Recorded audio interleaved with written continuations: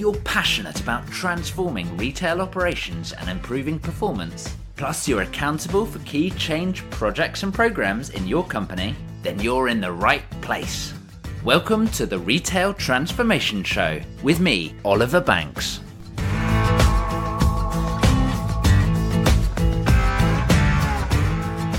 Many retailers are facing tough times right now. That will not surprise you. But if you are facing adversity, what should you do about it? Well, stay tuned first and foremost, because today I've got 10 steps to help you overcome an adverse position. Hey, Oliver Banks here, and welcome to episode 52 of the Retail Transformation Show. Like I say, many retailers are in a challenging position right now, feeling under a lot of pressure from shareholders, and customers don't seem to be responding to what they are doing.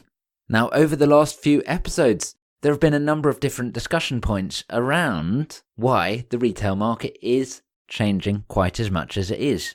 In particular, it would be worthwhile checking out episode 49 and 51, which arguably were both quite negative in outlook for retail. But the world is changing, and as the retail industry, we have no choice other than to continue to change with the consumer.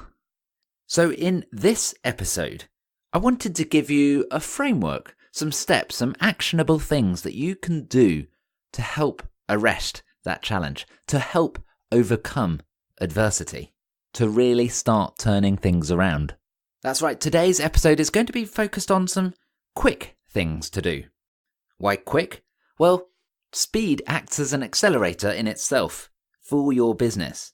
It shows that you're doing something and that it's working, hopefully. And that, in turn, will give you more energy to help overcome that adverse position. Now, obviously, for your business, your unique retail business, there may be some very specific or unique actions which only you know about and that you must do. So I'm obviously not going to cover those today, but do include them as well. So whilst this is not the definitive list for your specific business, it is absolutely going to push you into the right direction. It is going to guide you to the ultimate solution. And these steps also are likely to give you even more actions to do at a later stage as well.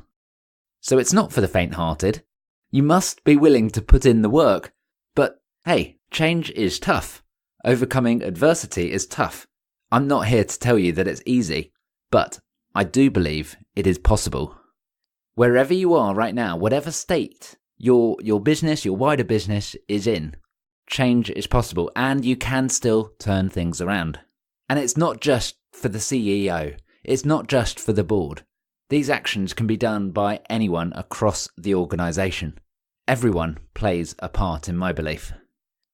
But not taking action, just to touch on that, not taking action is going to be the biggest mistake that you can do right now. It's going to escalate the situation. Things are not going to just magically get better. Procrastinating or taking things slowly or not prioritizing these sorts of important actions is going to eliminate any motivation that you have. It's going to wear out any energy that the business has, and ultimately that means that making a turnaround happen, overcoming that adverse position, is going to be impossible. Show notes from today's episode are going to be available over at obandco.uk/52. So here we go, 10 steps, but just to kick off, 2 promises that you have to make with me. Number 1, you have to be truthful and honest with yourself. And number 2, you have to be willing to put in the hard work. So here we go. Number 1, you must visit real stores. Life in retail really starts and ends in stores. If you run physical shops, it's the figurehead of your business. It's the most prominent element for many of your customers. Importantly, it's where the business actually happens. It's where the transaction happens, where money is handed over in exchange for goods. That is the absolute basis, the very fundamentals of retail. So you have to visit stores to really understand what is going on. But I didn't just say visit stores, I said visit real stores. Now, what do I mean by that? I do not mean go to your flagship store and give yourself a pat on the back. I do not mean go to the store that is very nearby the office that everyone always goes to. I do not mean publish exactly where you're going to be going and expect a royal visit. Or rather, you don't expect it, but you do get it. I'm sure you know what I mean. Go out to the real stores. Go out to a very average store, relatively out in the middle of nowhere. Go to a store where you are not expected. Look at that store from a customer's perspective. Go and shop it. Look at that store from one of your colleagues' perspective, a staff member, a team member's perspective. Go and actually get your hands dirty. Go and work in the shop for a day, a week. See how life works. Go and unload a lorry. Go and fill a shelf. Serve a customer. Merchandise a window. Count the stock. Deal with a complaint. You know, this is the very nitty-gritty of a retail operation, and it's essential that you really understand it, to understand what's going on in your business. And in my view, only really doing it for yourself will help you to understand truly. You can hear about something all the livelong day and not fully appreciate it. And don't hold back at just stores either.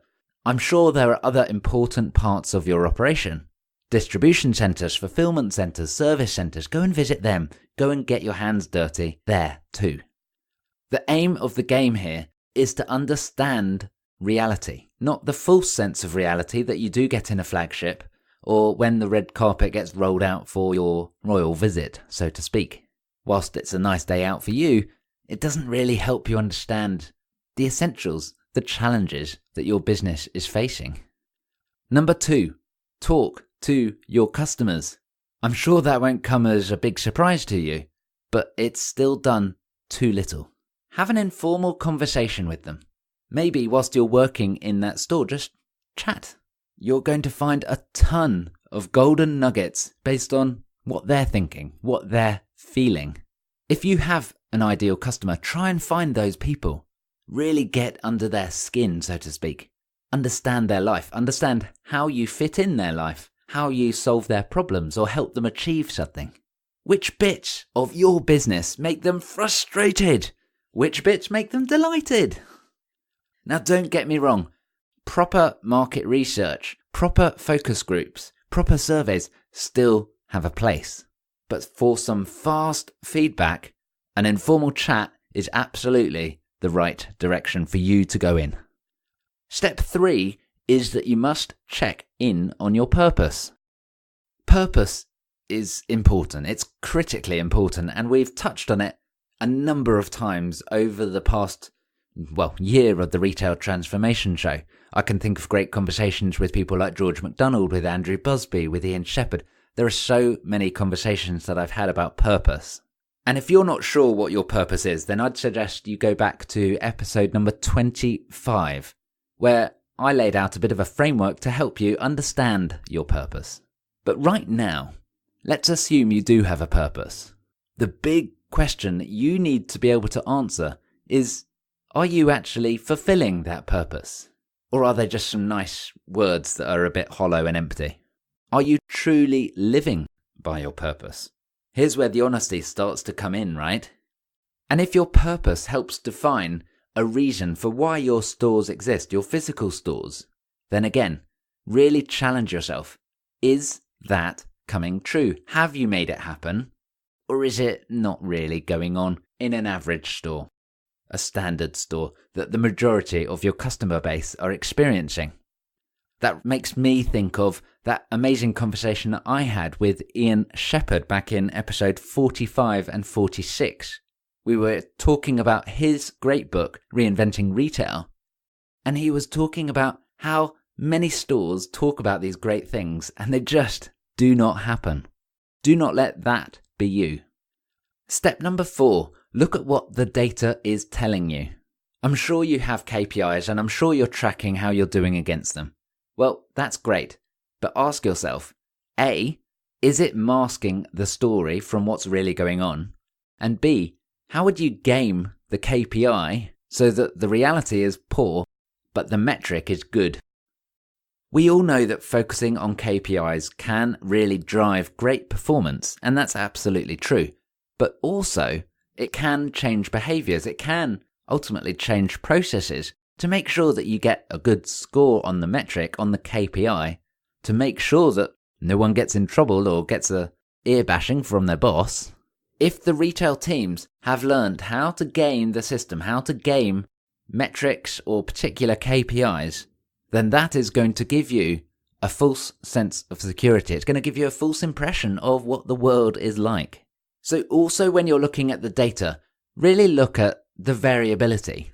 When you're looking at the best stores, challenge yourself. Ask, why are they doing so well? What can I learn from them? Equally, look at the worst stores. What are they not doing well? What can you learn from them in a good way? And if there is a lot of noise going from day to day, from week to week, or across the year, then what's that telling you? And actually, is it a good metric anyway? Spending time in stores is going to help you understand all of this in a bit more of a rich level of detail.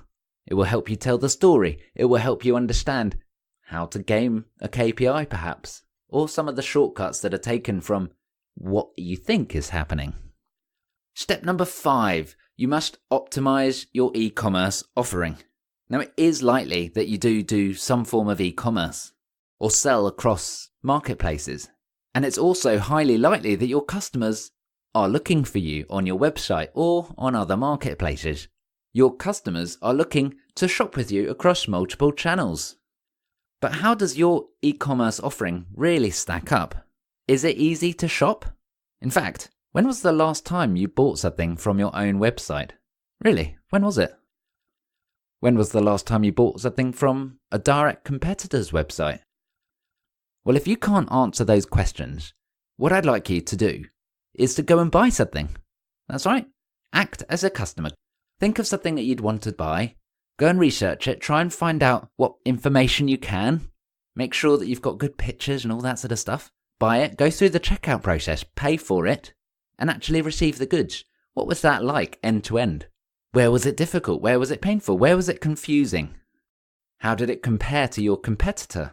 And does it make sense if you're then wanting to blend shopping between an online journey and an offline journey? Or is it easy to compare products, to compare prices, all that sort of stuff? You should also look at how you can really optimize each element on your e-commerce offering.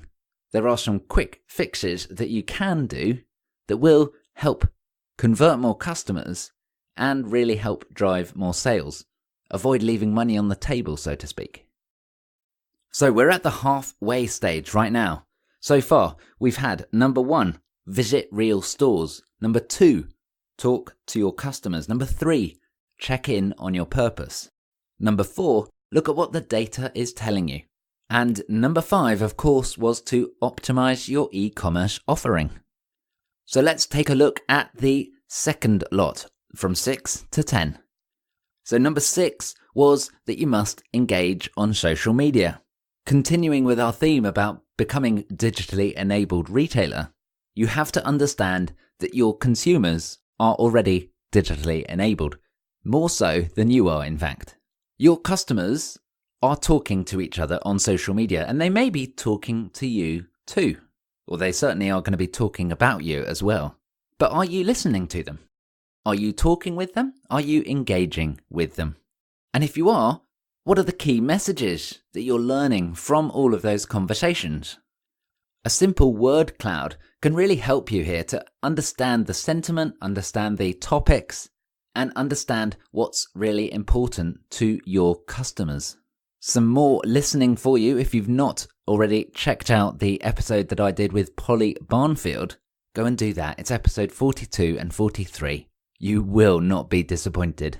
And you should also check out Polly's business, Maybe, which can really easily help you to understand how you're doing on social media, what your performance is.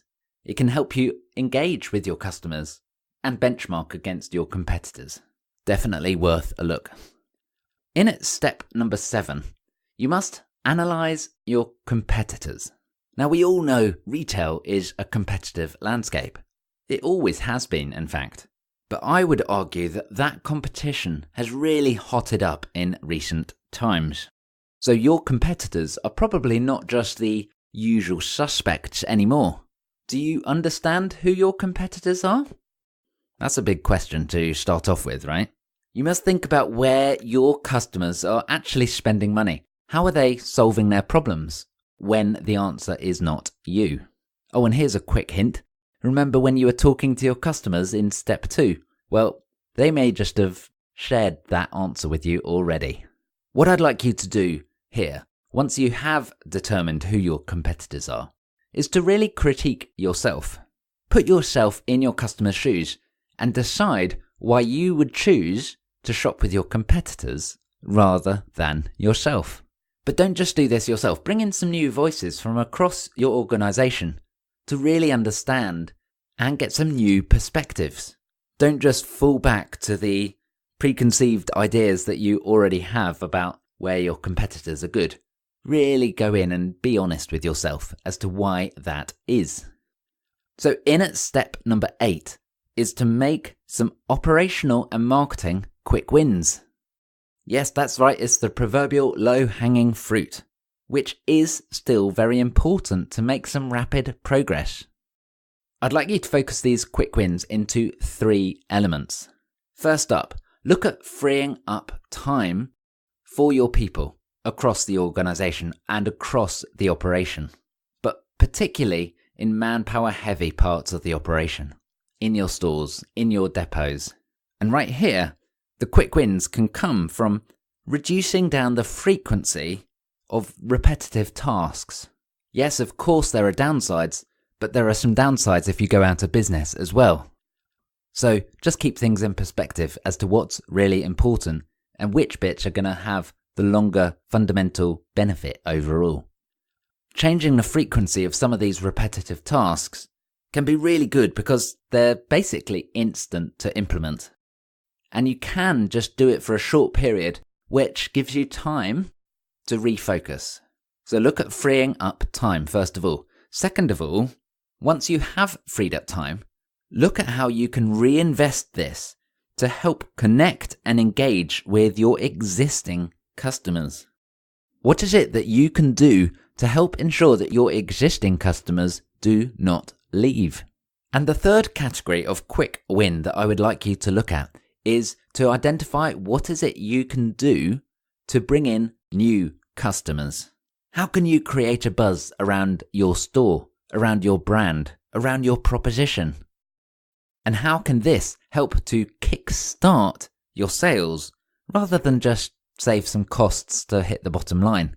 So make some operational and marketing quick wins to free up time and use that to reinvest into saving and caring for your existing customers as well as drawing in new customers.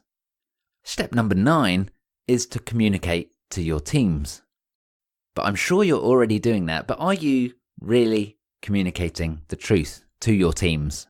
It's never nice to tell someone bad news, but your business will absolutely thank you for your honesty. And besides, it's probably likely that they already understand what's going on anyway. So look at sharing what's going on and what you are going to do about it. Ask for their help, ask for their commitment. And once you've done step number 8, you've got some quick wins, so make sure you really make a big noise about those. It's a great way to signal to your wider team that you're starting to really make a change, to make a difference. Your job here in step number 9 is to motivate your teams and inspire them to join you on the adventure. Ask them to join you on your journey to help overcome the adverse position that you currently find yourself in. And step number 10 is an important one. It's that you must start managing this as a program. It's easy to get steps 1 to 9 and turn into sort of headless chicken mode.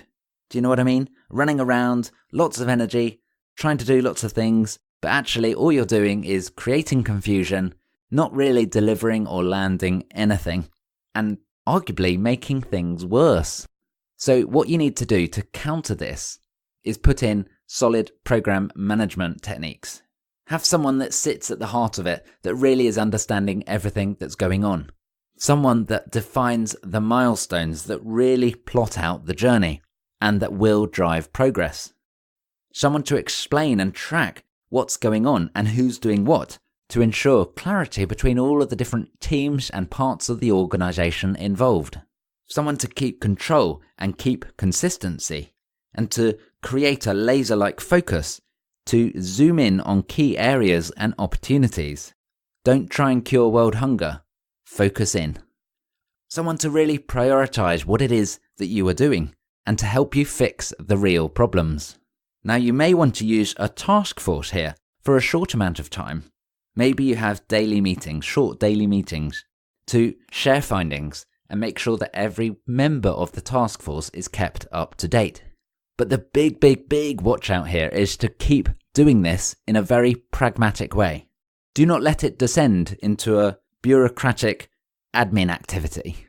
Now is not the time for another box checker, but it absolutely is the time to have structure and control and logic in what you are doing, to make sure that it makes sense and it does give a great big benefit for you to help overcome that adverse position.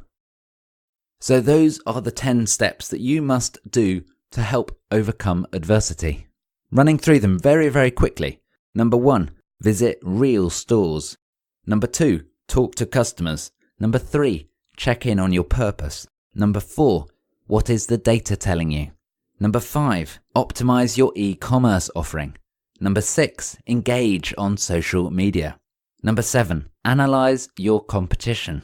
Number 8, make operational and marketing quick wins. Number 9, communicate to your teams. And number 10, of course, was start managing it as a program. But the most important thing that I'd like you to take from all of this is that you must get started. These 10 activities are designed to help you get under the skin of what's going on.